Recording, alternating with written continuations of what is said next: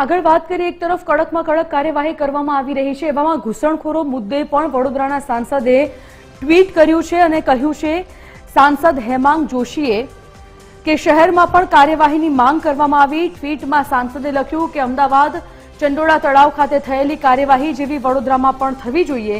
વડોદરામાં પણ રાષ્ટ્ર વિરોધી પાર્ટીઓની દયાઓથી લલ્લાઓ માટે કેટલાક વિસ્તાર સર્વસમાન બની ગયા છે, તો સાથે જ મહાનગરપાલિકાએ આવા ઘૂસણખોરોને શોધી ડિમોલેશન કરવું જોઈએ તેવી માંગ કરી છે।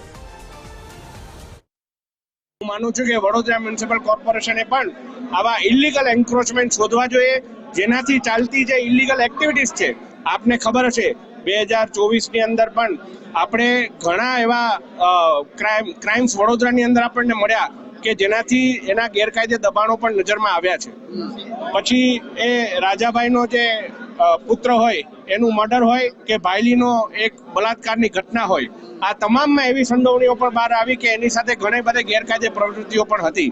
એટલે વડોદરા મ્યુનિસિપલ કોર્પોરેશન જો આવા દબાણો શોધશે અને એના ઉપર કાર્યવાહી કરશે તો વડોદરામાં ક્રિમિનલ સ્તરે પણ સાફ સફાઈ થશે એવું મારું માનવું છે, એટલે મેં અપીલ કરીશ।